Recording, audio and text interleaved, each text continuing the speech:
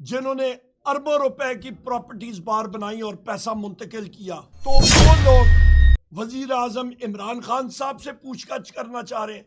वजीर आजम इमरान खान साहब वो शख्सियत है जिन्होंने शौकत खानम अस्पताल बनाए, मुतअद्दिद अस्पताल, अलकादर यूनिवर्सिटी बनाई, उसके साथ नमल यूनिवर्सिटी बनाई, पाकिस्तान का नाम दुनिया में रोशन किया कि हुकूमत ने 7 दिन के अंदर अंदर तहरीरी जवाब देना है। और हुकूमत ने इस चीज को माना है और तस्लीम किया है कि पाकिस्तान तहरीक इंसाफ और अपोजिशन पार्टियों के हम इन कमेटी के मेंबरान की मीटिंग वजीर आजम इमरान खान साहब से अडयाला जेल में बगैर किसी कतकन के अनमॉनिटर्ड, यानी कि उसके ऊपर कोई नजर नहीं होगी, कोई आलात फिट नहीं होंगे, उस माहौल में होनी चाहिए। बुनियादी वजह यह है कि गवर्नमेंट के कई मेंबरान जो हैं वो गलत बयानी से काम ले रहे हैं। सबसे अहम चीज, Al-Qadir trust university Al-Qadir university जो बनी है वो सीरत नबी करीम मोहम्मद सल्लल्लाहु अलैहि वसल्लम की तालीम और तदरीस के लिए बनी। नेशनल क्राइम एजेंसी बरतानिया और उसके साथ पाकिस्तान के एक बिजनेसमैन के दरमियान एक खुफिया मुआहदा हुआ, जो कि नेशनल क्राइम एजेंसी बरतानिया ने कहा कि खुफिया ही रहेगा। और इस मायदे के तहत तकरीबन 190 मिलियन पाउंड पाकिस्तान के सुप्रीम कोर्ट के अकाउंट में आए। बिहार या उत्तर प्रदेश के अकाउंट में नहीं आए, सुप्रीम कोर्ट के, पाकिस्तान के सुप्रीम कोर्ट के अकाउंट में आए। और उसके बाद सरकार के अकाउंट में वो ट्रांसफर हुए। उस अकाउंट के ऊपर मुनाफा भी कमाया गया। तो ख़वातीन और हज़रात, इस सारे सिलसिले में वजीर आजम इमरान खान साहब का, अलकादर यूनिवर्सिटी का या बुशरा बीबी का क्या अमल दखल? तो ये चीज आपके जहन में होनी चाहिए कि ये लोग जिन्होंने अरबों रुपए की प्रॉपर्टीज बाहर बनाई और पैसा मुंतकिल किया, तो वो लोग वजीर आजम इमरान खान साहब से पूछताछ करना चाह रहे हैं। वजीर आजम इमरान खान साहब वो शख्सियत है जिन्होंने शौकत खानम अस्पताल बनाए, मुतअद्दिद अस्पताल, अलकादर यूनिवर्सिटी बनाई, उसके साथ नमल यूनिवर्सिटी बनाई, पाकिस्तान का नाम दुनिया में रोशन किया। यहाँ पे हम लोग ये भी पूछना चाहेंगे कि जो पाकिस्तान के बिजनेसमैन ने वन हाइट पार्क की वो प्रॉपर्टी वो खरीदी, वो तो हुसैन नवाज से, उन्होंने हसन नवाज से खरीदी। तो हसन नवाज के पास वो रकम आई कहां से कि जिसके तहत उसने वो height park corner, one height park जो है वो खरीदा? वो रकम क्या इत्तेफाक स्टील मिल की थी या सरिया या स्क्रैप बेचने से उन्होंने कमाई? वो अरबों रुपए कहां से आए? वो अरबों रुपए पाकिस्तान से बाहर कैसे गए? क्या वो हुंडी के जरिए गए? क्या वो ऊंटों के जरिए गए? क्या वो खच्चरों के जरिए गए? क्या वो लॉन्चों के जरिए गए? इसका तो पहले हिसाब बताएं ना।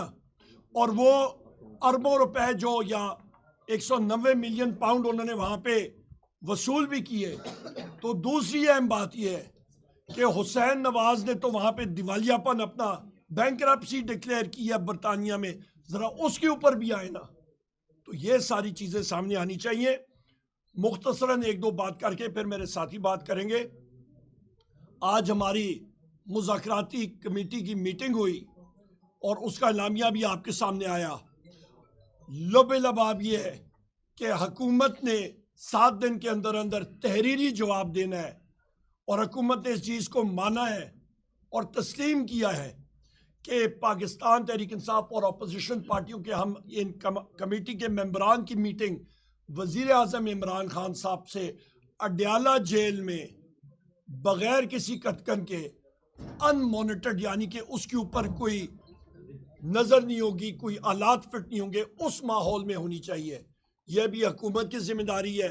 और वो कमीशंस के हवाले से भी हुकूमत ने हमें बताना है इन्हीं 7 वर्किंग डेज के अंदर अंदर कि वो कब तक ये बनाएंगे और तभी आगे ये नेगोशिएशंस प्रोसेस चलेगा।